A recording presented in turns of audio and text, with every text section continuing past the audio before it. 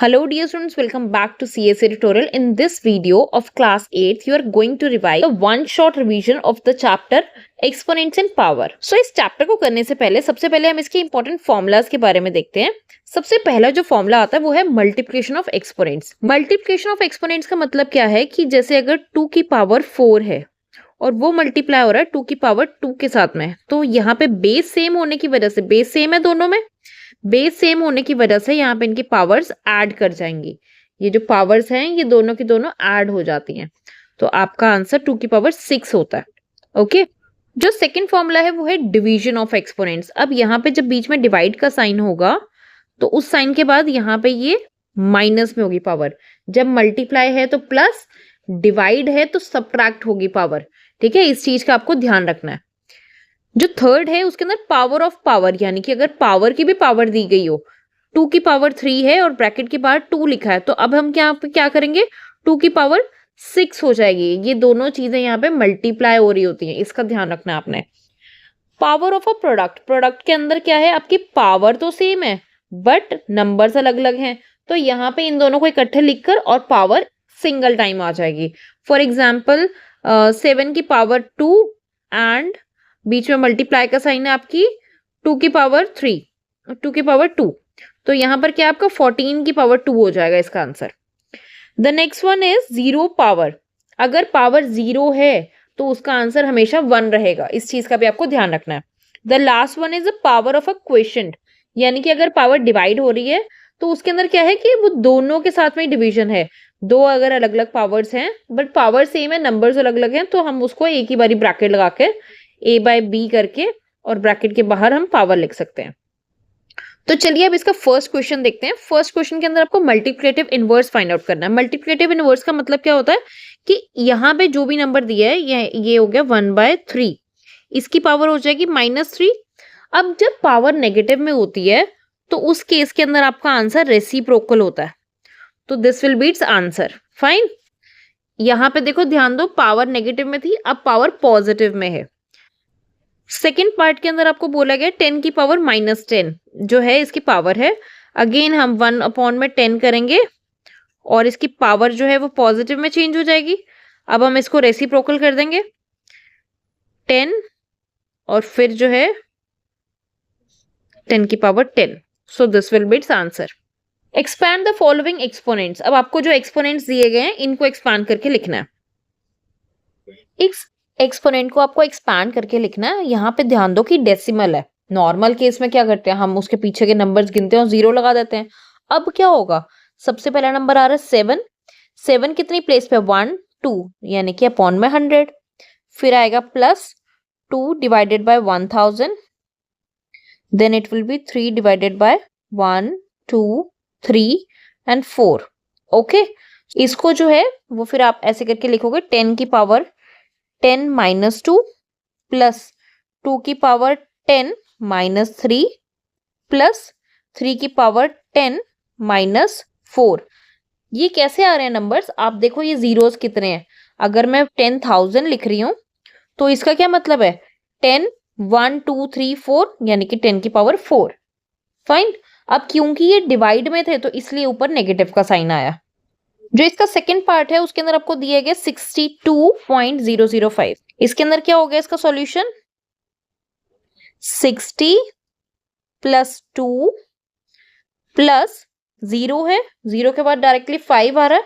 5 कितने नंबर पे आ रहा है, 1 2 3, यानी कि 10 की पावर, क्योंकि डेसिमल के बाद में है तो 10 की पावर -3 हो जाएगी. So this will be it's answer. Now the third question, यहाँ पे आपको बोला गया कि 8 की पावर -4 जो है उसको आपने एक्सप्रेस करना है 2 की बेस पे. इसको सॉल्व करने के लिए हम क्या करेंगे कि 8 जो है 8 इक्वल होता है 2 की पावर 3 के. ठीक है. अब ये कैसे पता चल रहा है मेरे को, अगर मैं 8 का एलसीएम लूं एक प्राइम नंबर से तो मेरे पास में ये नंबर आ जाता है. दैट मीन्स 2 की power 3 will be equals to 8. जब हमें 8 को बेस 2 पर शो करना है तो हम क्या करेंगे, यहाँ पे 8 की जगह पे लिखेंगे पावर 3, और क्योंकि 8 की वैल्यू जो है वो -4 थी, so we will write 2 3 multiply with -4 तो आंसर हो जाएगा आपके पास में 2 माइनस 12। आप ऐसे भी लिख सकते हो, आप चाहो तो 1/2 की पावर 12 भी लिख सकते हो। ठीक है, अब नेक्स्ट क्वेश्चन के अंदर आपको इनको एक्सपोनेंशियल फॉर्म के अंदर ही लिखना है सॉल्व करके। हमने जब स्टार्टिंग में फॉर्मूलाज पढ़े हैं तो हमने देखा कि जब बीच में डिवाइड का साइन हो, बेसिस सेम हो, तो पावर हम सब्ट्रैक्ट करते हैं। तो स्टेप बाय स्टेप करते हैं। 6 की पावर में से 8 माइनस हो जाएगा, फिर ब्रैकेट के बाहर आप 4 को वैसे ही रहने दो, देन 3 की पावर -4 है। सेकेंड स्टेप पे हम क्या करेंगे, 3 माइनस 2 और फिर बाहर 4 है, then again multiply 3 minus 4। Next step पे हमारा हो जाएगा 3, ये दोनों पावर्स जो हैं वो मल्टीप्लाई होंगी, -8 फिर मल्टीप्लाई हो रहा है 3 की पावर -4। अब मल्टीप्लाई का साइन है, बेस सेम है, तो हम क्या करेंगे, पावर को ऐड करेंगे। That means -8 plus -4, so my answer will be 3 to the power of -12. So this will be the answer. In the same way, इस क्वेश्चन को जब आप सॉल्व करोगे तो as we know कि 27 जो है वो आपका 3 to the power 3 होता है। अब अगेन आप जब यहाँ पे इसको सॉल्व करोगे तो 1 अपॉन में 3 की पावर 3 हो जाएगी। अब मैं 27 को भी अगर ऐसे करके लिखूं, 3 raised to the power 3 into 1 upon में 3 raised to the power 3, तो यहाँ पर आंसर क्या आ रहा है, 1 अपॉन में 3 to the power 6। कैसे 6 हुआ, इसकी पावर और इसकी पावर मल्टीप्लाई होने की वजह से ऐड हो गई। आप इसको चाहो तो इतने पर भी छोड़ सकते हो, आप इसको चाहो तो ऐसे करके भी लिख सकते हो। दोनों आंसर्स आपके करेक्ट होंगे। Next the fifth question is, अब फिफ्थ क्वेश्चन देख के आप सबको पेपर में लगता होगा पता नहीं कैसे सॉल्व होगा, तो चलिए इसको देखते हैं कि कितना आसानी से ये क्वेश्चन सॉल्व हो जाता है। सबसे पहले जो क्वेश्चन में ऐसा पार्ट दिया होता है ना, उसको कॉपी में नीट एंड क्लीन ढंग से जो है वो नोट डाउन कर लो। उसके बाद में यहाँ पर इसको पूरा लिखने के बाद में अगर आप ध्यान दो कि आपका यहाँ पर बेस जो है वो सेम है, तो जब बेस सेम होता है तो हमने क्या पढ़ा था फॉर्मूला की पावर्स ऐड हो जाती हैं, यानी कि k+1 + 3 हो जाएगा और इक्वल को हम एज इट इज ही रहने देते हैं। तो यहाँ पर वैल्यू क्या आ गई कि -2 की पावर जो है वो k+4 है और यहाँ पर क्या है -2 की पावर 7। अब क्या करेंगे, अब दोनों साइड पे पावर सेम है, सॉरी बेस सेम है।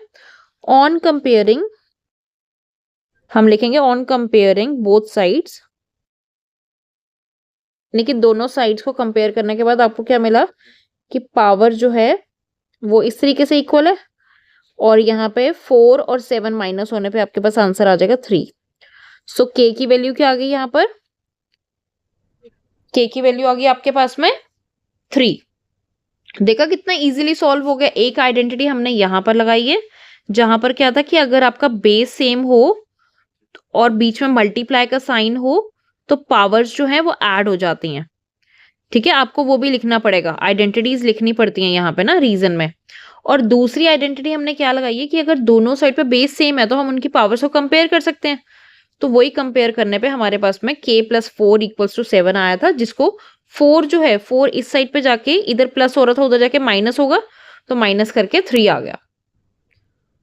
6 क्वेश्चन को सॉल्व करने के लिए अगेन जैसे मैंने आपको बताया, जो क्वेश्चन का पार्ट हमने सॉल्व करना है पहले तो क्लियरली उसको अपनी आंसर शीट पे लिखो।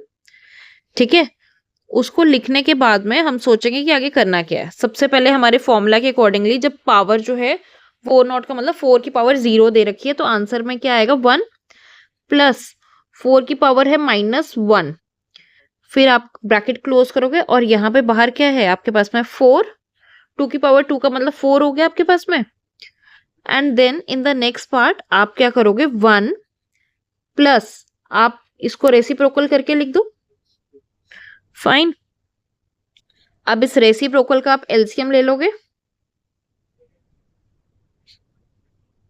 अब ये 4 से 4 कभी भी गलती से जहां पे बीच में प्लस का साइन है वहां पे आपने कटिंग नहीं करनी है। जहां पे ये 4 + 1 आया है, इन दोनों को ऐड करने के बाद में आपके पास में आंसर कितना आ जाएगा 5। So this is that's correct answer. Seventh question बहुत इजी है। अगर आप लोगों को पता चल गया तो फटाफट से मेरे को इसका आंसर कमेंट्स में लिख के बता दो। इसमें आपका सारा बेस सेम है, तो हम एक बार बेस को लिखेंगे, पावर्स बीच में मल्टीप्लाई का साइन है तो पावर्स ऐड हो जाएंगी। जब भी नेगेटिव में कहीं पे साइन हो या पावर हो तो आप उसको कोशिश करो ब्रैकेट में लिखने की। ठीक है, तो a की पावर क्या हो गई 5 प्लस -5, तो यहाँ पे क्या आ रहा है आपका a की power 5 minus 5, that means a की पावर 0। अब आंसर क्या आएगा मैम, a की पावर तो 0 हो गई, आंसर आएगा 1, क्योंकि हमने पढ़ा था कि जब पावर जो है, जब किसी भी चीज की पावर 0 होती है तो उसका आंसर वैल्यू 1 होती है। अब क्वेश्चन नंबर 8 के अंदर क्या करना है हमें, क्वेश्चन नंबर 8 के अंदर आपको बोला है कि 4 को रूट में लिखा है और ब्रैकेट के बाहर आपको पावर उसकी -3 दे रखी है। अब मैम ये रूट वाले को कैसे सॉल्व करें, आपके पास आप इसको दो तरीके से सॉल्व कर सकते हो। एक तो आपने रूट को ही सॉल्व कर दिया कि 4 का रूट 2 हो जाता है और फिर 2 की पावर जो है वो 3 करके आप इसको सिंपली लिख सकते हो कि 2 की पावर 1/3 कर दिया आपने, तो इट इज 1/8। ठीक है, एक आपका इस तरीके से आंसर आ गया। और दूसरा, अगर आपको इसकी पावर, सपोज अगर कोई ऐसा नंबर है जिसका रूट ही नहीं हो सकता, उसको हम कैसे सॉल्व करेंगे। रूट का मतलब क्या होता है कि पावर 1/2। अब ये ब्रैकेट के बाहर है, उसको हम बाहर ही लिख देते हैं अभी के लिए, ताकि आपको समझने में कोई प्रॉब्लम ना आए। अब यहाँ पर इसकी पावर जब 1/2 है, ब्रैकेट के बाहर जो भी नंबर होता है उसके साथ ये मल्टीप्लाई होती है, so we can multiply that. अब यहाँ पे हम इसको लिखेंगे 2 की पावर 2 इंटू 1/2 इंटू -3। 2 से 2 कैंसिल आउट हो गया, अगेन यहाँ पर क्या आया, 2 की power -3, so my answer is 1/8। Fine, देखो दोनों तरीके से आंसर वैसे ही आता है। यहाँ पर अगर आपको पता चल रहा है कि इसका स्क्वायर रूट 2 है, तो आप इस वाले मेथड से सॉल्व कर सकते हो। अगर आपको किसी ऐसे नंबर का पता लग रहा है कि हाँ उसका स्क्वायर रूट नहीं है, तो आप उसको इस मेथड से सॉल्व कर सकते हो। The 9th question, find the value of the x. अब आपको एक्स की वैल्यू निकालनी है। अब इसको कैसे करेंगे, एक्स की वैल्यू निकालने के लिए 2 की पावर x है, बीच में डिवाइड है, फिर 2 की पावर -4, देन 4 की पावर 5। अब कैसे होगा भाई, ये अपनी कॉपी लेकर बैठो, साथ में सॉल्व करते चलो। जब बीच में डिवाइड का साइन हो तो पावर सब्ट्रैक्ट होती है, यहाँ पर तो एक और पावर ऑलरेडी सब्ट्रैक्शन में दे रखी है।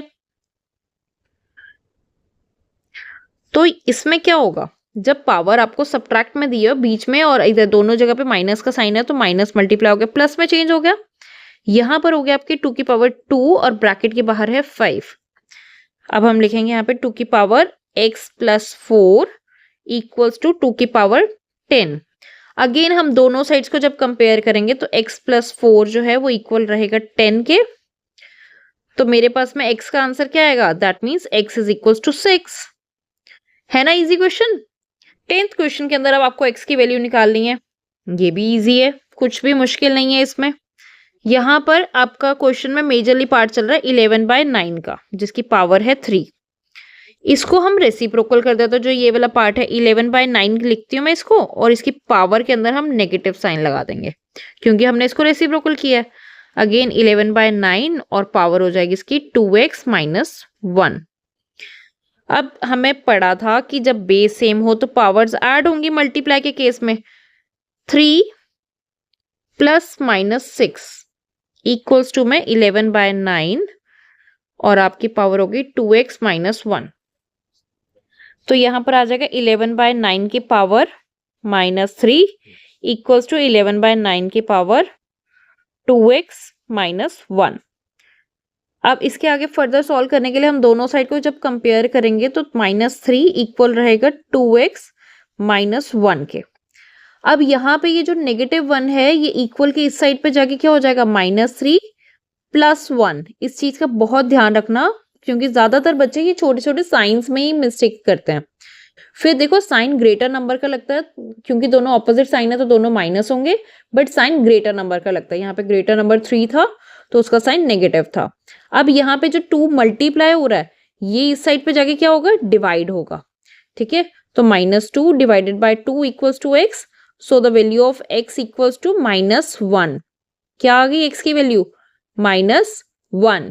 देखा कितनी इजीली सॉल्व हो गया। 11th क्वेश्चन, इसको भी सिंप्लीफाई करना है, कर पाओगे इसको तो जल्दी जल्दी सॉल्व करो। देखो आप सॉल्व करते हो कि मैं पहले सॉल्व करती हूँ। 25 मल्टीप्लाई विद t की पावर -4 और डिवाइड में है आपके पास में 5 की पावर 3 मल्टीप्लाई 10 मल्टीप्लाई t की पावर -8।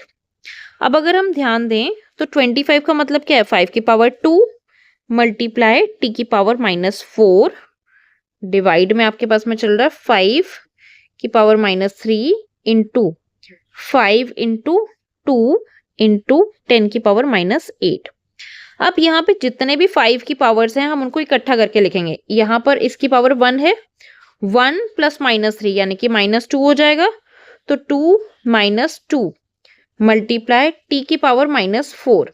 यहाँ पे -8 है, अगेन ये जब ऊपर जाएगा तो इसकी पावर का साइन चेंज होगा, तो ये +8 में चेंज हो जाएगा। डिवाइड में सिर्फ हमारे पास में 2 बच रहा है। यहाँ पर हो गया 5 नॉट, ये डिवाइड में 2 चल रहा है आपके साथ में, टी की पावर 4। तो मेरे पास में आंसर क्या आ रहा है, 1/2 टी की power 4। So this is it's answer. ठीक है, ध्यान आपने क्या रखना, अगर इस स्टेप पे आपको सॉल्व करने में कोई प्रॉब्लम लग रही है तो आप एक एक करके सॉल्व कर लो। टी की पावर -4 है, तो मल्टीप्लाई में टी की पावर जो नीचे 8 वाला था इसको हमने ऊपर लिख दिया। ये जो दोनों नंबर्स थे 5 - 3 मल्टीप्लाई 5 पावर 1, यहाँ पर इन दोनों का -3 + 1 यानी कि 5 की पावर -2 हो गई थी, तो ये एक आप अलग छोड़ देना। और डिवाइड में हमारे पास में सिर्फ 2 बच रहा था, और ऊपर आ गया आपके पास में 5 की पावर -2। तो उसी को सॉल्व करते हुए इसके बाद ये फर्दर स्टेप आया कि ये वाला 5 और ये 5 मैंने इकट्ठे लिख के इन दोनों के पावर्स को ऐड किया था। बीच में माइनस के साइन से कंफ्यूज मत होना। अगर मैं ऐसे लिख रही हूँ 5 की पावर 2 प्लस -2, तो वो इसका रिजल्ट बेटा यही आएगा। ठीक है, तो ये जो है ये ऊपर जाके प्लस में चेंज हो जाएगा, जिसकी वजह से ये भी प्लस, और यहाँ पर पावर हो जाएगी 4, और यहाँ पर आएगा 625।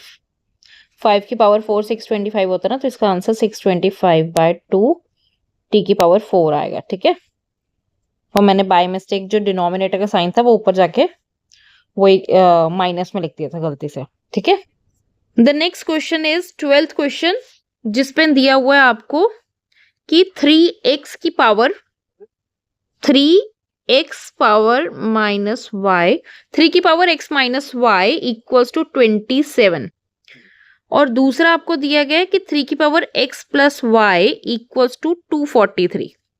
अब मैम हमें 27 तक तो पता था इसका क्यूब है, उसके आगे कैसे करेंगे? उसके आगे हम एलसीएम लेके उसको फैक्टराइज करके सॉल्व कर सकते हैं। 81 हमें पता है 81 कितने पर आता है 27, 27 कितने पर आता है 9 पे, 9 कितने पर आता है 3 पे, 3 आता है 1 पे, 1 2 3 4 5, यानी कि यहाँ पर ये आ गया 3 की power 5 equals to 3x + y, और यहाँ पर यह है 3x - y इक्वल्स टू 3 की पावर 3। अब इन दोनों को कंपेयर करने पे एक मेरे पास इक्वेशन आ गई है जहां पे मेरे को लिखना है कि x - y इक्वल्स टू 3, और दूसरी साइड पे लिखना है x + y इक्वल्स टू 5। ये मेरे पास दो इक्वेशंस आ गई ना, इन दोनों इक्वेशंस को सपोज मैं ऐसे करके लिख देती हूँ, x + y + 5 और x - y इक्वल्स टू 3। इन दोनों को जब हम ऐड करेंगे तो मेरे पास आएगा 2x इक्वल्स टू 8। x की वैल्यू सॉल्व करने पे क्या आ गई 4। अब ये 4 वैल्यू को इन दोनों में से किसी में भी पुट कर दो। जैसे मैं सपोज ये एक इक्वेशन 1 है, ये इक्वेशन 2 है, लेट से मैं इक्वेशन 1 में पुट करती हूँ। आप किसी में भी पुट कर लो, आंसर सेम ही आएगा। 4 - y equals to 3, y equals to 3 - 4, y equals to -1, that means y equals to 1। था ना इजी? ये साइन का ध्यान रखना कि माइनस का साइन लगाया मैंने। तो ऐसे ही करते हो, हमने नेक्स्ट 13th क्वेश्चन करते हैं। यहाँ पर उन्होंने बोला है कि आपको x जो इस तरीके से दिया गया है इसकी वैल्यू निकालनी है। पहले आपको ये x की वैल्यूज फाइंड आउट करनी पड़ेंगी। ठीक है, तो इसको सॉल्व करने के लिए हम पहले ये वाला क्वेश्चन का पार्ट लिखते हैं, यानी कि 9x + 2 equals to 240 + 9x। Fine, अब यहाँ पर आपको कैसे सॉल्व करना है इसको। अच्छा, इस क्वेश्चन के अंदर यूजुअली हम फॉर्मूलाज को यूज करते हैं, इनको ऐड या सब्ट्रैक्ट कर रहे थे। इसके अंदर अगर आप ध्यान दो कि अगर ऐड हो रहा है तो इसका मतलब ये ऐसे मल्टीप्लाई में है। ठीक है, और उसके बाद में यहाँ पर है आपके पास में 240 + 9 की पावर x। अब मैं इस 9 की पावर x को भी इस साइड पर ले आती हूँ, यानी कि लेफ्ट हैंड साइड पे। तो मेरे पास इस साइड पे बचा 240। अब इसके नेक्स्ट स्टेप पे हम क्या करेंगे, 9x को कॉमन ले लेते हैं। तो मेरे पास में बचा 9 की पावर 2 - 1 इक्वल्स टू 240। 9 की पावर 2 का मतलब क्या है, यानी कि 9 स्क्वायर 81 - 1 ब्रैकेट में लिखेंगे हम, इधर आ गया आपके पास में 240, फिर आया आपके पास 9x मल्टीप्लाई 80 इक्वल्स टू 240। अब इसके नेक्स्ट स्टेप पे हम ये लिखेंगे कि 9x इक्वल्स टू, ये जो 80 इधर मल्टीप्लाई हो रहा था वो तो जाके डिवाइड हो जाएगा, 240 डिवाइडेड बाय 80, तो यहाँ पर आएगा 9x इक्वल्स टू 3, क्योंकि 0 से 0 कट गया और 8 के टेबल में 24 3 पर आता है। अब कैसे करेंगे, दोनों साइड पे तो सेम आया नहीं, अगर हम इसको 2 की पावर में लिख दें और यहाँ पर x तो उसके साथ मल्टीप्लाई हो ही जाएगा और यहाँ पर इसकी पावर 1 है, तो I can write this 2x equals to 1। Compare करने पे x की वैल्यू जो है वो हो जाएगी 1 बाय में 2। So this is my answer. अब इसके बाद में आपको फाइंड आउट करना था कि x इंटू एक्स की पावर 2, यानी कि x इंटू 1 बाय 2 और इसकी पावर भी 1 बाय 2, इन दोनों की कटिंग होगी, आगे 4 की पावर 1 बाय 2, 4 क्या होता है 2 का स्क्वायर इंटू 1 बाय 2, तो आंसर आपके पास में आएगा 2 इस 8 वाले को सॉल्व करके। ठीक है, मेरे पास स्पेस लिमिटेड थी इसलिए थोड़ी सी खिचड़ी बन गई, आप लोग क्लियर ढंग से सॉल्व करना। ठीक है, जो नेक्स्ट क्वेश्चन है 14th क्वेश्चन, इसमें ध्यान से ऐसे जो वर्ड प्रॉब्लम्स होती है उनको पढ़ के सॉल्व करना कि 5 बुक्स आपको बोला है, 5 बुक्स और 5 पेपर शीट्स जो हैं उनको स्टैक का मतलब क्या है कि एक के ऊपर एक जो है उनको प्लेस किया गया। अब आपको टोटल थिकनेस निकालनी है उस स्टैक की, जहां पर उन्होंने आपको बोला कि हर बुक की थिकनेस जो है वो 20 mm है और हर शीट की थिकनेस जो है वो इतनी है। आपको कितनी बुक्स बोली थी? टोटल थिकनेस निकालने के लिए हम क्या करेंगे, सबसे पहले हम टोटल थिकनेस निकालेंगे ना। टोटल थिकनेस निकालने के लिए हमारे पास में 5 बुक्स थी, 5 बुक्स का मतलब कितना हो गया 20 mm प्लस 5 पेपर शीट थी, कितनी हो गई 0.016, ये सारा mm में दिया हुआ, आपको यूनिट्स लिखनी मत भूलना। ये हो गया आपका 100 प्लस यहाँ पर आया आपके पास में 0.080 mm। ठीक है, अगर मैं आगे सॉल्व करूं तो आएगा 100.080 मिलीमीटर्स। तो ये आई है आपके पास में टोटल उसकी थिकनेस। अब इसी को अगर आपने एक्सपोनेंशियल नोटेशन में तो हम लिखेंगे 100। अब अगर मेरे को ये डेसिमल को ही इस साइड पे मूव करना है, जब मैं डेसिमल को राइट साइड पे मूव करूंगी, इस साइड पे मूव करूंगी तो मेरे पास नेगेटिव का साइन आएगा, इस साइड पे मूव करेंगे डेसिमल से तो पॉजिटिव का साइन आएगा, यानी कि 1.0008 मिलीमीटर लिखने पे 0008 मिलीमीटर से पहले आप इंटू 10 की पावर 2 लिखोगे, क्योंकि हमने 2 स्टेप्स मूव किया ना, ये और ये, तो यहाँ पर मिलीमीटर आएगा, यानी कि आपका आंसर क्या हो गया 1.0008 इंटू 10 की पावर माइनस नहीं +2 millimetre. So this is your answer. Fine. मैं लास्ट क्वेश्चन जो है आपका, इसके अंदर उन्होंने बोला है कि एक कोई न्यू बॉर्न बेयर है जिसका वेट है 4 kg।